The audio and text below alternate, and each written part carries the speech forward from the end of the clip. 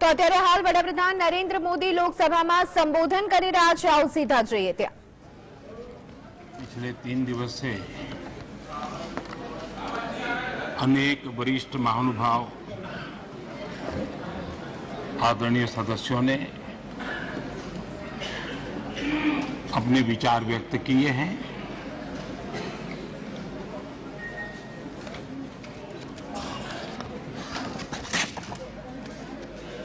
करीब सभी के विचार मुझ तक विस्तार से पहुंचे भी हैं।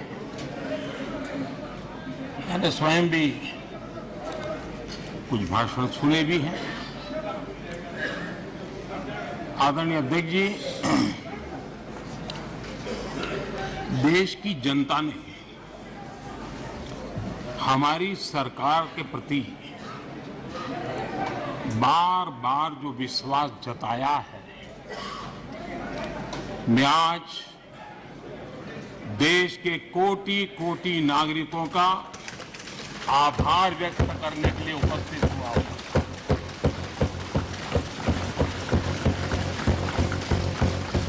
और अध्यक्ष जी कहते हैं भगवान बहुत दयालु है और भगवान की मर्जी होती है कि वो किसी न किसी के माध्यम से अपनी इच्छा की पूर्ति करता है, किसी न किसी को माध्यम बनाता है। मैं इसे भगवान का आशीर्वाद मानता हूं कि ईश्वर ने विपक्ष को सुझाया और वो प्रस्ताव लेकर आए।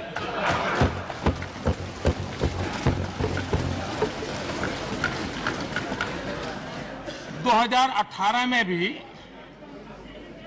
ये ईश्वर का ही आदेश था, जब विपक्ष के मेरे साथी अविश्वास प्रस्ताव लेकर के आए थे। उस समय भी मैंने कहा था कि अविश्वास प्रस्ताव हमारी सरकार का फ्लोर टेस्ट नहीं है। मैंने उस दिन कहा था, बल्कि ये उन्हीं का फ्लोर टेस्ट है। ये मैंने उस दिन भी कहा और हुआ भी वही। जब मतदान हुआ तो विपक्ष के पास जितने वोट थे उतने वोट भी वो जमा नहीं कर पाए थे।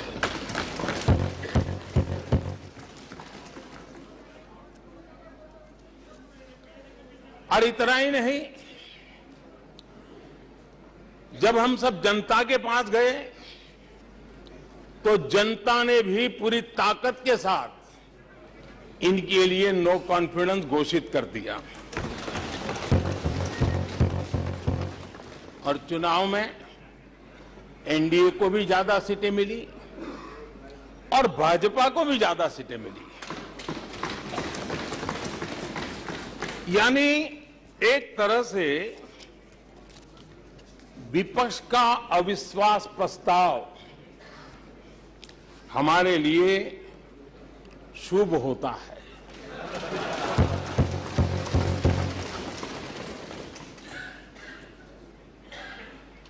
और मैं आज देख रहा हूं कि आपने तय कर लिया है कि एनडीए और बीजेपी 2024 के चुनाव में पुराने सारे रिकॉर्ड तोड़ करके भव्य विजय के साथ जनता के आशीर्वाद से वापस आएंगे। आदरणीय अध्यक्ष जी, विपक्ष के प्रस्ताव पर यहां 3 दिनों से अलग अलग विषयों पर काफी चर्चा हुई है। अच्छा होता कि सत्र की शुरुआत के बाद से ही विपक्ष ने गंभीरता के साथ सदन की कार्यवाही में हिस्सा लिया होता। बीते दिनों इसी सदन ने और हमारे दोनों सदन ने जन विश्वास bill, मेडिएशन bill, dental commission bill, आदिवासियों के लिए जुड़े हुए bill, digital data protection bill, national research foundation bill, coastal aquaculture से जुड़ा बिल, ऐसे कई महत्वपूर्ण बिल यहां पारित किए। और ये ऐसे बिल थे जो हमारे फिशरमैन के हक के लिए थे और उसका सबसे ज्यादा लाभ केरल को होना था और केरल के सांसदों से ज्यादा अपेक्षा थी कि ऐसे बिल पर तो अच्छे ढंग से हिस्सा लेते, लेकिन राजनीति उन पर ऐसी हावी हो चुकी है कि उनको फिशरमैन की चिंता नहीं है। यहां नेशनल रिसर्च फाउंडेशन का बिल था, देश की युवा शक्ति के आशा आकांक्षाओं के लिए एक नई दिशा देने वाला बिल था। हिंदुस्तान को एक साइंस पावर के रूप में भारत कैसे उभरे, वैश्विक दिग्दृष्टि के साथ सोचा गया था। उससे भी आपका इतराज। डिजिटल डाटा प्रोटेक्शन बिल, ये बिल अपने आप में देश के युवाओं के जज्बे में जिस बात आज प्रमुखता से है उससे जुड़ा हुआ था। आने वाला समय टेक्नोलॉजी ड्रिवन है। आज डाटा को एक प्रकार से सेकंड ऑयल के रूप में, सेकंड गोल्ड के रूप में माना जाता है। उस पर कितनी गंभीर चर्चा की जरूरत थी, लेकिन राजनीति आपके लिए प्राथमिकता थी। कई ऐसे बिल थे जो गांव के लिए, गरीब के लिए, दलित के लिए, पिछड़ों के लिए, आदिवासी के लिए, उनके कल्याण की चर्चा करने के लिए थे, उनके भविष्य के साथ जुड़े हुए थे। लेकिन इसमें इन्हें कोई रुचि नहीं है। देश की जनता ने जिस काम के लिए उनको यहां भेजा है, उस जनता का भी विश्वासघात किया गया है।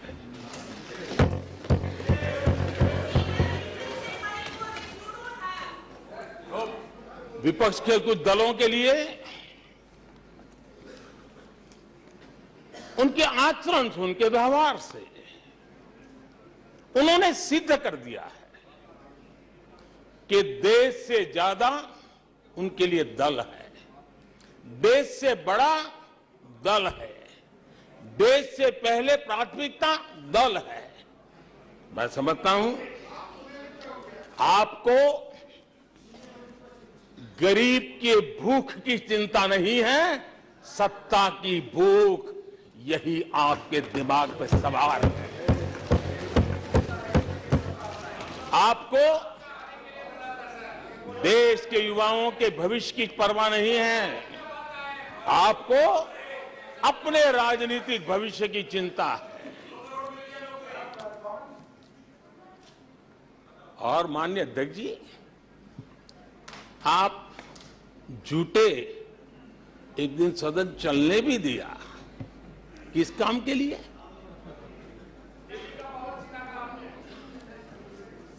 आप झूठे तो अविश्वास प्रस्ताव पर झूठे और अपने कट्टर भ्रष्ट साथी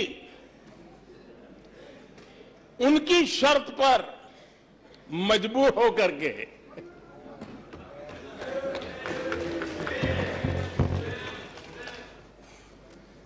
और इस अविश्वास पर प्रस्ताव पर भी आपने कैसी चर्चा की? और तो मैं तो देख रहा हूं सोशल मीडिया में आपके दरबारी भी बहुत दुखी है। यह हाल है आपका। और अध्यक्ष जी देखिए, मजा इस डिबेट का कि फील्डिंग विपक्ष ने ऑर्गेनाइज की, लेकिन चौके छक्के यहीं से लगे।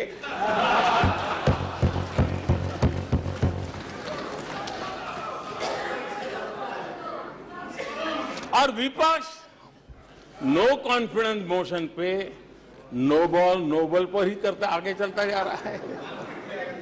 इधर से सेंचुरी हो रही है, उधर से नो बॉल हो रहे हैं।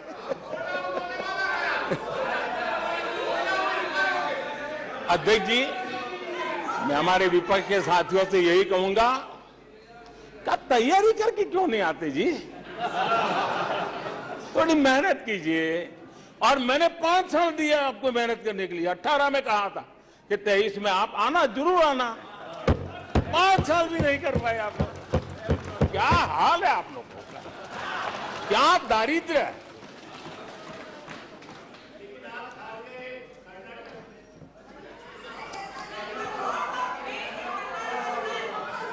आदरणीय अध्यक्ष जी,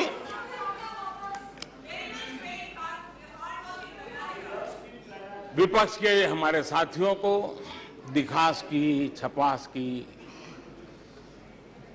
बहुत इच्छा रहती है, पर स्वाभाविक है। लेकिन आप ये मत भूलिए कि देश भी आपको देख रहा है। आपके एक एक शब्द को देश गौर से सुन रहा है। लेकिन हर बार देश को आपने निराशा के सिवाय कुछ नहीं दिया है। और विपक्ष के रवैये पर भी मैं कहूंगा, जिनके खुद के वही खाते बिगड़े हुए हैं, जिनके वही खाते खुद के बिगड़े हुए हैं, वो भी हमसे हमारा हिसाब लिए फिरते हैं। माननीय अध्यक्ष जी, इस अविश्वास प्रस्ताव में कुछ चीजें तो ऐसी विचित्र नजर आई जो न पहले कभी सुना है, न देखा है, न कभी कल्पना की है। सबसे बड़े विपक्षी दल के नेता को बोलने की सूची में नाम ही नहीं था। और पिछले उदाहरण देखिए आप। 1999 में वाजपेयी सरकार के खिलाफ अविश्वास प्रस्ताव आया। शरद पवार साहब उस समय नेतृत्व कर रहे थे, उन्होंने डिबेट का नेतृत्व किया। 2003 में अटल जी की सरकार थी, सोनिया जी विपक्ष की नेता थी, उन्होंने लीड ली, उन्होंने विस्तार से अविश्वास प्रस्ताव रखा। 2018 में खड़गे जी थे विपक्ष के नेता, उन्होंने प्रोमिनेंटली विषय को आगे बढ़ाया। लेकिन इस बार अधीर बाबू को क्या हाल हो गया, उनकी पार्टी ने उन्हें बोलने का मौका नहीं दिया। ये तो कल अमित भाई ने बहुत जिम्मेवारी के साथ कहा कि भाई अच्छा नहीं लग रहा है, और आपकी उदारता थी कि उनका समय समाप्त हो गया था तो भी आपने उनको आज मौका दिया। लेकिन गुड़ का गोबर कैसे करना, उसमें ये माहिर है।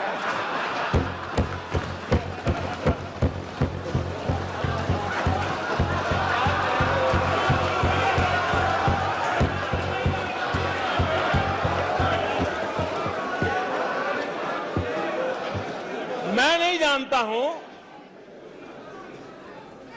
कि आखिर आपकी मजबूरी क्या है, क्यों अधीर बाबू को दरकिनारे कर दिया गया। पता नहीं कलकत्ता से कोई फोन आया हो।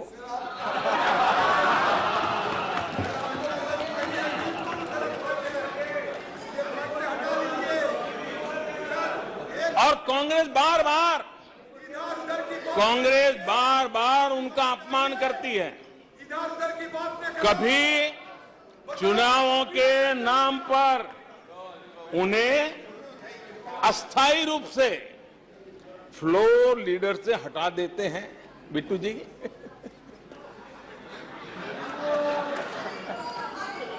हम अधीर बाबू के प्रति अपनी पूरी संवेदना व्यक्त करते हैं।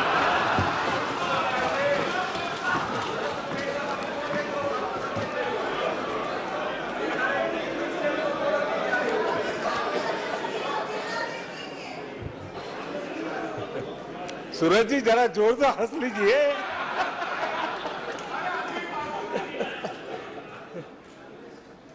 आदरणीय अध्यक्ष जी, किसी भी देश के जीवन में, इतिहास में एक समय ऐसा आता है जब वो पुरानी बंदिशों को तोड़ करके एक नई ऊर्जा के साथ, नए उमंग के साथ, नए सपनों के साथ, नए संकल्प के साथ आगे बढ़ने के लिए कदम उठा लेता है।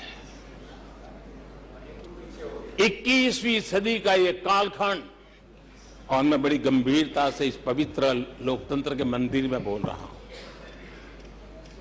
और लंबे अनुभव के बाद बोल रहा हूं कि ये कालखंड, सदी का ये वो कालखंड है जो भारत के लिए हर सपने सिद्ध करने का अवसर हमारे चरण पे।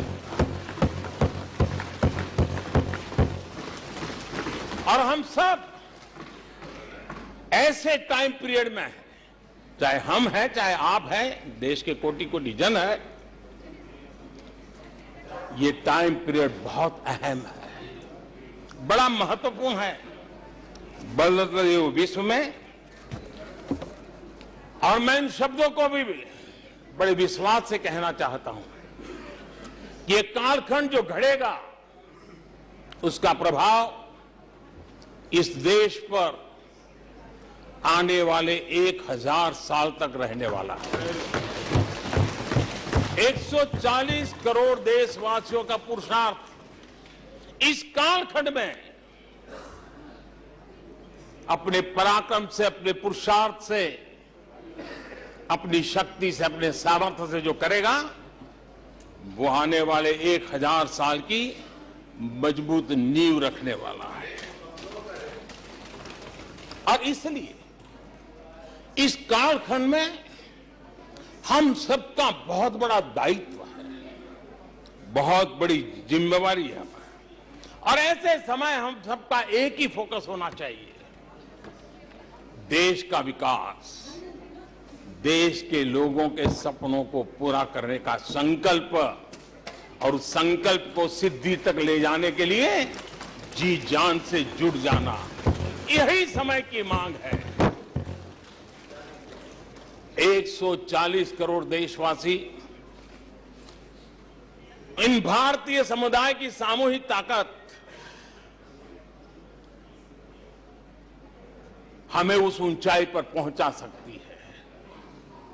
हमारे देश की युवा पीढ़ी का सामर्थ्य, आज विश्व ने उनका लोहा माना हुआ है, हम उन पे भरोसा करें। ये हमारी युवा पीढ़ी भी जो सपने देख रही है, वो सपनों को संकल्प के साथ सिद्धि तक पहुंचाने का सामर्थ्य रखती हैं। और इसलिए माननीय अध्यक्ष जी, 2014 में 30 साल के बाद देश की जनता ने पूर्ण बहुमत की सरकार बनाई और 2019 में भी उस ट्रैक रिकॉर्ड को देख करके उनके सपनों को संजोने का सामर्थ्य कहां है, उनके संकल्पों को सिद्ध करने की ताकत कहां पड़ी है, वो देश भली भांति पहचान गया। और इसीलिए 2019 में फिर एक बार हम सबको सेवा करने का मौका दिया और अधिक मजबूती के साथ दिया। आदरणीय अध्यक्ष जी, इस सदन में बैठे हुए प्रत्येक व्यक्ति की जिम्मेदारी है कि वो भारत के युवाओं के सपनों को उनकी महत्वाकांक्षाओं, उनकी आशा अपेक्षा के मुताबिक वो जो काम करना चाहता है उसके लिए हम अवसर दें। सरकार में रहते हुए हमने भी इस दायित्व को निभाने का भरपूर प्रयास किया है। हमने भारत के युवाओं को घोटालों से रहित सरकार दी है।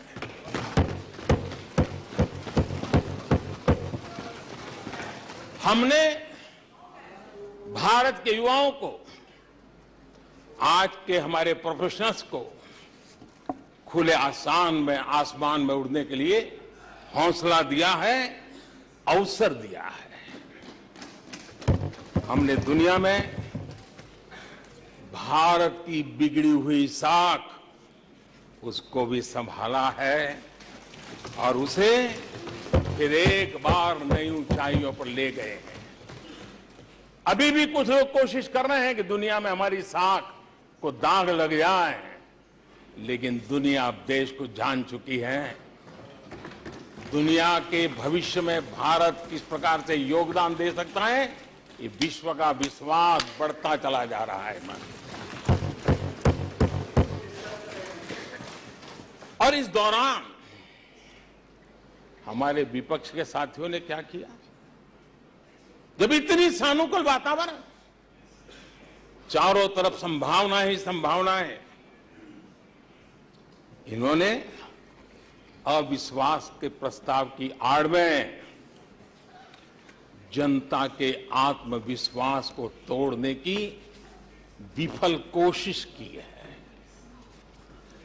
आज भारत के युवा रिकॉर्ड संख्या में नए स्टार्टअप लेकर के दुनिया को चकित कर रहे हैं। आज भारत में रिकॉर्ड विदेशी निवेश आ रहा है। आज भारत का एक्सपोर्ट नई बुलंदी को छू रहा है। आज भारत की कोई भी अच्छी बात ये सुन नहीं सकते। यही उनकी अवस्था है। आज गरीब के दिल में अपने सपने पूरा करने का भरोसा पैदा हुआ है। आज देश में गरीबी तेजी से घट रही है। नीति आयोग के रिपोर्ट के अनुसार पिछले 5 साल में 13.5 करोड़ लोग गरीबी से बाहर आए हैं। आदरणीय अध्यक्ष जी, आईएमएफ अपने एक वर्किंग पेपर में लिखता है कि भारत ने अति गरीबी को करीब करीब खत्म कर दिया है। आईएमएफ ने भारत के डीबीटी के और दूसरे हमारे सोशल वेलफेयर स्कीम के लिए आईएमएफ ने इसे कहा है, ये लॉजिस्टिकल मार्वल है। आदरणीय अध्यक्ष जी, डब्ल्यूएचओ ने कहा है, आदरणीय अध्यक्ष जी, वर्ल्ड हेल्थ ऑर्गेनाइजेशन ने कहा है कि जल जीवन मिशन के जरिए भारत में 4 लाख लोगों की जान बच रही है। ये 4 लाख कौन है?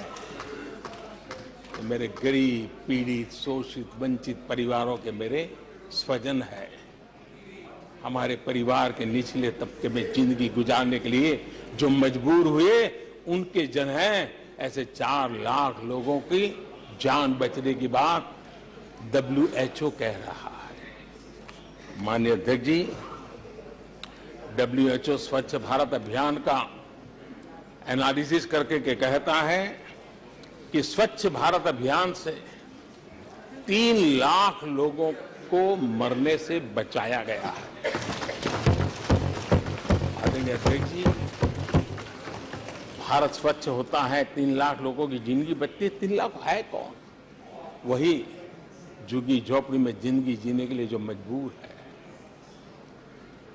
जिनके लिए अनेक कठिनाइयों से गुजारा करना पड़ता है। मेरे गरीब परिवार के लोग, शहरों की बस्तियों में गुजारा करने वाले लोग, गांव में जीने वाले लोग हैं और वंचित तबके के लोग हैं जिनकी जान बची है। यूनिसेफ ने क्या कहा है? यूनिसेफ ने कहा है कि स्वच्छ भारत अभियान के कारण हर साल गरीबों के 50,000 रुपये बच रहे हैं।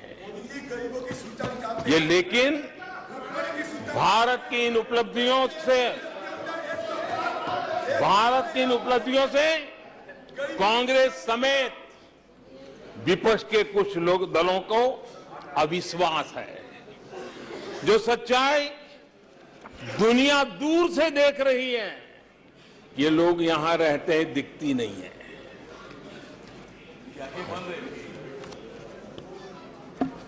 आदरणीय अध्यक्ष जी, अविश्वास और घमंड इनकी रगों में रस बस गया है। वे जनता के विश्वास को कभी देख नहीं पाते हैं। अब ये जो शुतुरमुर्ग अप्रोच है, इसके लिए तो देश क्या कर सकता है? आदरणीय अध्यक्ष जी, जो पुरानी सोच वाले लोग रहते हैं, मैं उस सोच से सहमत नहीं हूं, लेकिन वो कहते हैं कि देखो भाई, जब कुछ शुभ होता है, कुछ मंगल होता है, घर में भी कोई अच्छा होता है, बच्चे भी कोई अच्छे कपड़े पहनता है, जरा साफ सुथरा होता है, तो काला टीका लगा देते हैं। आज देश का जो मंगल हो रहा है चारों तरफ, देश की जो चारों तरफ वाहवाही हो रही है, देश का जो जय जयकार हो रहा है, तो मैं आपका धन्यवाद करता हूं कि काले टीके के रूप में, काले कपड़े में निकल के सदन में आकर के आपने इस मंगल को भी सुरक्षित करने का काम किया है। इसके लिए भी मैं आपका धन्यवाद करता हूं।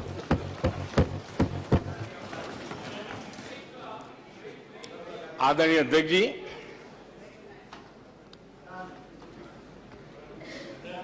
पिछले 3 दिन से भी हमारे विपक्ष के साथियों ने जी भर करके, डिक्शनरी खोल खोल करके जितने अपशब्द मिलते हैं ले आए हैं, जितने अपशब्दों का उपयोग कर सकते हैं भरपूर, पता नहीं कहां कहां से ले आते हैं। लेकिन अच्छा है,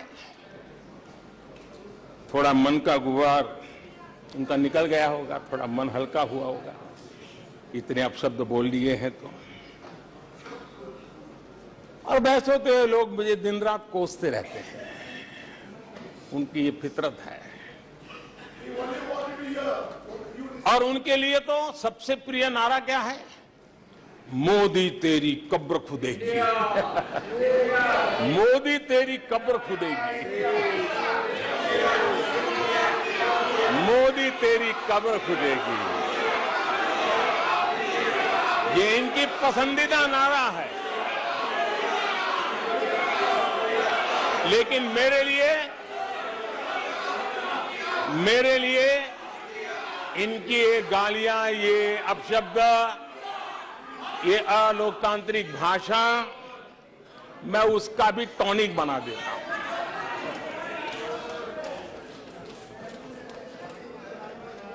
और ये ऐसा क्यों करते हैं और ये क्यों होता है? आज मैं सदन में कुछ सीक्रेट बताना चाहता हूं। मेरा पक्का विश्वास हो गया है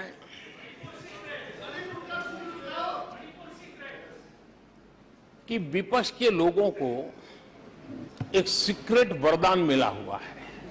हाँ,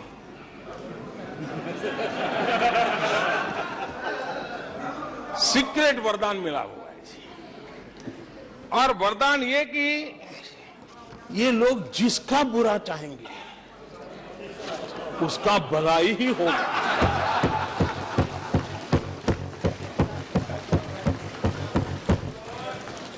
एक उदाहरण तो आप देखिए, मौजूद है। 20 साल हो गए, क्या कुछ नहीं हुआ, क्या कुछ नहीं किया गया, लेकिन भलाई होता गया।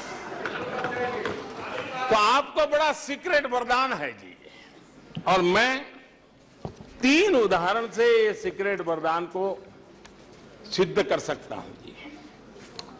आपको ध्यान होगा कि इन लोगों ने कहा था बैंकिंग सेक्टर के लिए, बैंकिंग सेक्टर डूब जाएगा, बैंकिंग सेक्टर तबाह हो जाएगा, देश खत्म हो जाएगा, देश बर्बाद हो जाएगा, न जाने क्या क्या कहा था। और बड़े बड़े विद्वानों को विदेशों से ले आते थे, उनसे कहलवाते थे, ताकि उनकी बात कोई न माने तो शायद उनकी मान ले। हमारे बैंकों की सेहत को लेकर के भांति भांति की निराशा, अफवाह फैलाने का काम इन्होंने पुरजोश किया। और जब इन्होंने बुरा चाहा बैंकों का, तो हुआ क्या? हमारी public sector banks net profit 2 गुने से ज्यादा हो गया। इन लोगों ने फोन बैंकिंग घोटाले की बात, इसके कारण देश को एनपीए के गंभीर संकट में डुबो दिया था। बीते दिनों की बात हो रही है, लेकिन आज जो उन्होंने एनपीए का अंबर लगा के गए थे, उसको भी पार कर करके हम एक नई ताकत के साथ निकल चुके हैं। और आज सुबह निर्मला जी ने विस्तार से बताया है कि कितना प्रॉफिट हुआ है। दूसरा उदाहरण, हमारे डिफेंस के हेलीकॉप्टर बनाने वाली सरकारी कंपनी HAL, ये HAL को लेकर के कितनी भली बुरी बातें इन्होंने करी थी। क्या कुछ नहीं कहा गया था HAL के लिए, और इसका दुनिया पे बहुत नुकसान करने वाली भाषा का प्रयोग किया गया था। और HAL तबाह हो गया है,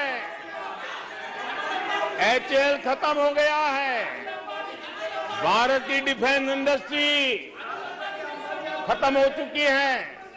ऐसा न जाने क्या क्या कहा गया था HAL के लिए। इतना ही नहीं, जैसे आजकल खेतों में जाकर के वीडियो शूट होता है, मालूम है ना? खेतों में जाकर के वीडियो शूट होता है, हाँ। वैसा ही उस समय HAL फैक्ट्री के दरवाजे पर मजदूरों की सभा करके वीडियो शूट करवाया गया था, और वहां के कामगारों को भड़काया गया था। अब तुम्हारा कोई भविष्य नहीं है, तुम्हारे बच्चे मरेंगे, भूखे मरेंगे, HAL डूब रहा है।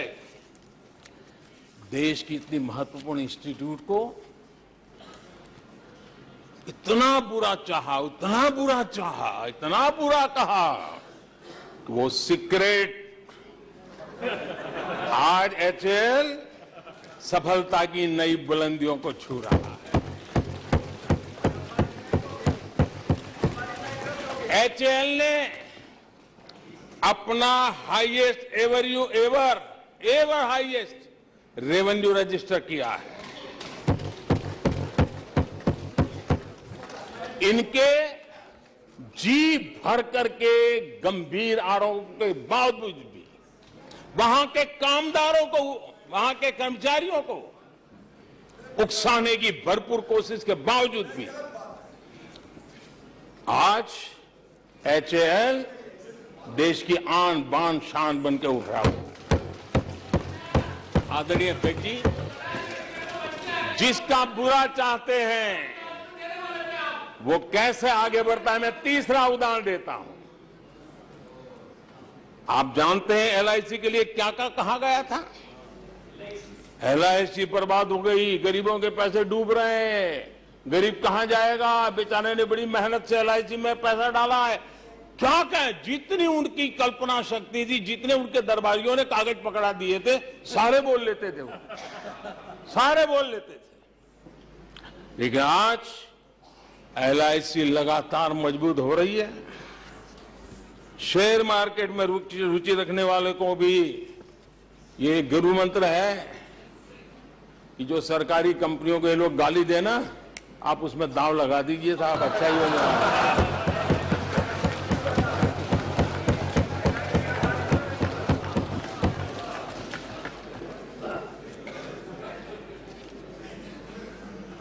आदरणीय अध्यक्ष जी, ये लोग देश की जिन संस्थाओं की मृत्यु की घोषणा करते हैं, उन संस्थाओं का भाग्य चमक जाता है। और मुझे विश्वास है कि ये जैसे देश को कोसते हैं, लोकतंत्र को कोसते हैं, मेरा पक्का विश्वास है देश भी मजबूत होने वाला है, लोकतंत्र भी मजबूत होने वाला है, और हम तो होने ही वाले हैं। आदरणीय अध्यक्ष जी, ये वो लोग हैं जिन्हें देश के सामर्थ्य पर विश्वास नहीं। इन लोगों को देश के परिश्रम पर विश्वास नहीं है, देश के पराक्रम पर विश्वास नहीं है। कुछ दिन पहले मैंने कहा था कि हमारी सरकार के अगले टर्म में, तीसरे टर्म में, भारत दुनिया की तीसरी टॉप अर्थव्यवस्था बनेगा।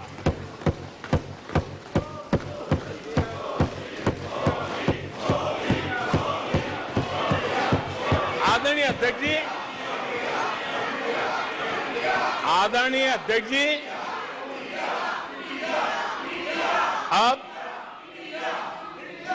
देश के भविष्य पर थोड़ा सा भी भरोसा होता जब हम ये क्लेम करते हैं कि हम आने वाले 5 साल में, नए तीसरे टर्म में, हम देश की इकोनॉमी को तीसरे पर लाएंगे। तो एक जिम्मेवार विपक्ष क्या करता? वो सवाल पूछता, अच्छा भाई बताओ, निर्मला जी बताओ कैसे करने वाले हो, अच्छा मोदी जी बताओ कैसे करने वाले हो, आपका रोड मैप बताओ। ऐसा करते। अब ये भी मुझे सिखाना पड़ रहा है। लेकिन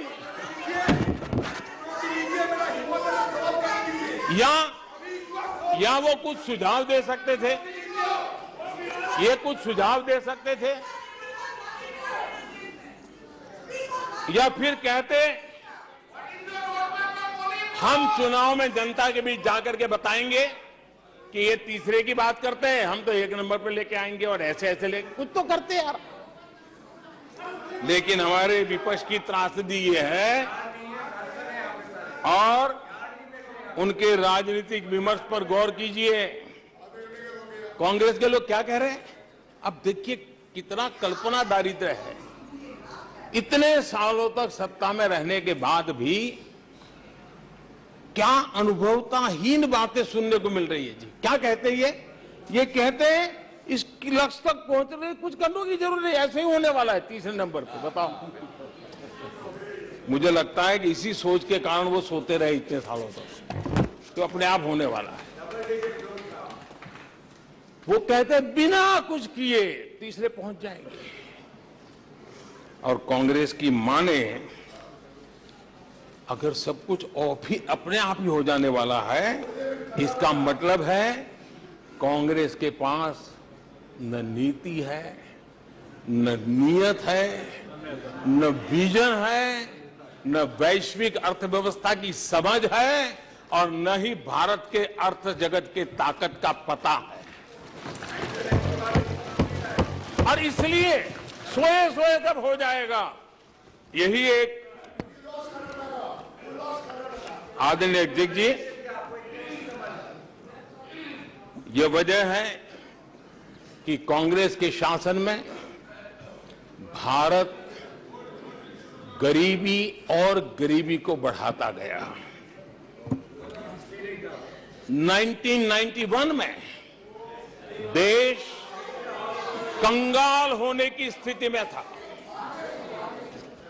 कांग्रेस के शासनकाल में अर्थव्यवस्था दुनिया के क्रम में 10, 11, 12 इसके बीच में झोले खाती थी, झूलती रही थी। लेकिन 2014 के बाद भारत ने टॉप 5 में अपनी जगह बना ली।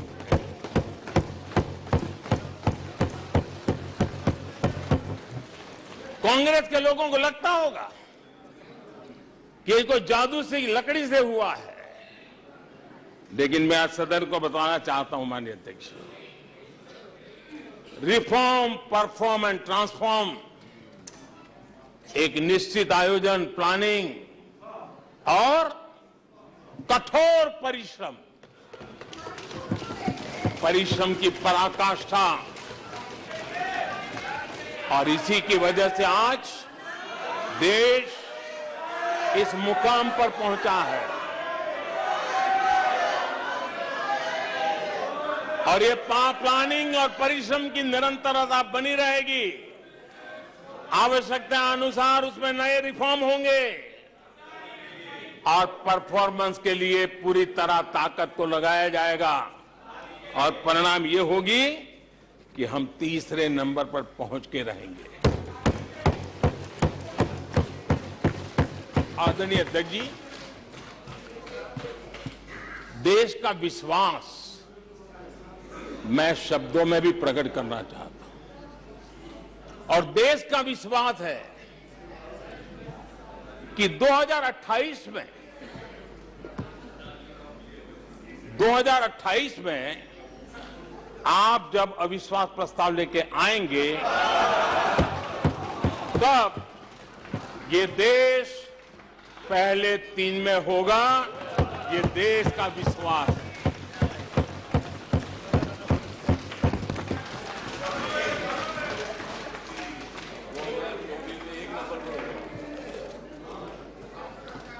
आदरणीय अध्यक्ष जी, हमारे विपक्ष के मित्रों के फितरत में ही अविश्वास भरा पड़ा है। हमने लाल किले से स्वच्छ भारत अभियान का आह्वान किया, लेकिन उन्होंने हमेशा अविश्वास जताया। कैसे हो सकता है? गांधी जी भी आके गए, करके कह के गए, क्या हुआ? अब स्वच्छता कैसे हो सकती है? अविश्वास से भरी हुई इनकी सोच है।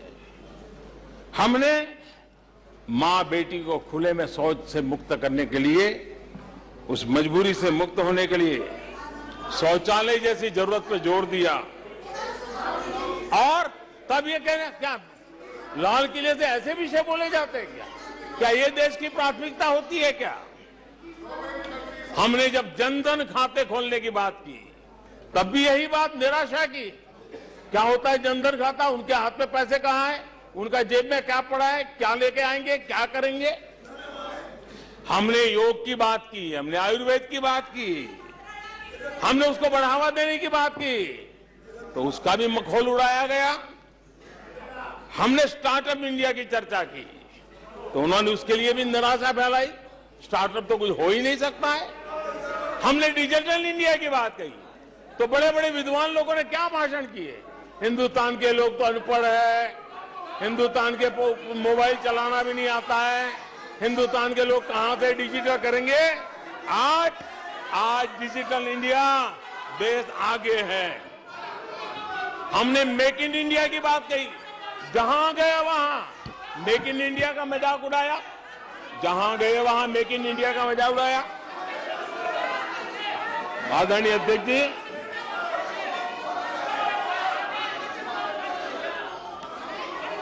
कांग्रेस पार्टी और उनके दोस्तों का इतिहास रहा है कि उन्हें भारत पर, भारत के सामर्थ्य पर कभी भी भरोसा नहीं रहा है। भाषण पूरा नहीं हुआ। आदरणीय अध्यक्ष जी, हाँ। और ये विश्वास किस पर करते थे? मैं जरा आज सदन को याद दिलाना चाहता हूं। पाकिस्तान सीमा पर हमले करता था, हमारे यहां आए दिन आतंकवादी भेजा जाता था, और उसके बाद पाकिस्तान हाथ ऊपर करके मुकर जाता था, भाग जाता था, बोले हमारी तो कोई जिम्मेवारी नहीं है, कोई जिम्मा लेने को तैयार नहीं होता था। और इनका पाकिस्तान से ऐसा प्रेम था कि वो तुरंत पाकिस्तान की बातों पर विश्वास कर लेते थे। पाकिस्तान कहता था कि आतंकी हमले होते रहेंगे और बातचीत भी होती रहेगी। इन्हें यहां तक कहते हुए पाकिस्तान कह रहा है तो सही कहता होगा, ये इनकी सोच नहीं है। कश्मीर आतंकवाद की आग में दिन रात सुलग रहा था, जलता था, लेकिन कांग्रेस सरकार का काम कश्मीर के आम नागरिकों पर विश्वास नहीं था। वे विश्वास करते थे हुर्रियत पर, वे विश्वास करते थे अलगवादियों के ऊपर, वे विश्वास उन लोगों पर करते थे जो पाकिस्तान का झंडा लेकर के चलते थे। भारत ने आतंकवाद पर सर्जिकल स्ट्राइक किया, भारत ने एयर स्ट्राइक किया। इनको भारत की सेना पर भरोसा नहीं था, उनको दुश्मन के दावों पर भरोसा था। ये इनकी प्रवृत्ति थी। अध्यक्ष महोदय, आज दुनिया में कोई भी भारत के लिए अपशब्द बोलता है तो इन्हें उस पर तुरंत विश्वास हो जाता है, तुरंत उसको कैच कर लेते हैं। ऐसा मैग्नेटिक पावर है कि भारत खिलाफ हर चीजें वो तुरंत पकड़ लेते हैं। जैसे कोई विदेशी एजेंसी कहती है कि भूखमरी का सामना कर रहा कई देश भारत से बेहतर है, ऐसा झूठी बात आएगी तो भी पकड़ लेते और हिंदुस्तान में प्रचार करना शुरू कर देते, प्रेस कॉन्फ्रेंस कर देते हैं। भारत को बदनाम करने में क्या मजा आता है। दुनिया में कोई भी ऐसी बेतुकी बातों को मिट्टी के ढेले जैसी जिसकी कीमत ना हो, ऐसी बातों को तवज्जो देना ये कांग्रेस की फितरत रही है, और तुरंत उसका भारत में एम्पलीफाई करना, प्रचार करना पूरी कोशिश में लग जाती है। कोरोना में की महामारी आई, भारत के वैज्ञानिकों ने मेड इन इंडिया वैक्सीन बनाया, उन्हें भारत के वैक्सीन पर भरोसा नहीं, उनको भारत के वैक्सीन पर भरोसा नहीं, विदेशी वैक्सीन पर भरोसा, ये इनकी सोच रही। आदरणीय अध्यक्ष जी,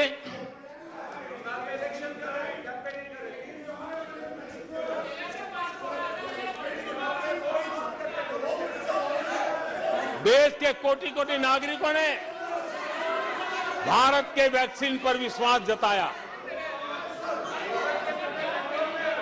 इनको भारत के सामर्थ्य पर विश्वास नहीं है, इनको भारत के लोगों पर विश्वास नहीं है। लेकिन इस सदन को मैं बताना चाहता हूं, इस देश का भी, भारत के लोगों का कांग्रेस के प्रति नो कॉन्फिडेंस का भाव बहुत गहरा है। कांग्रेस के प्रति नो कॉन्फिडेंस का भाव बहुत गहरा है भारत के लोगों में। कांग्रेस अपने घमंड से इतनी चूर हो गई है, इतनी भर गई है कि उसको जमीन दिखाई तक देती नहीं है।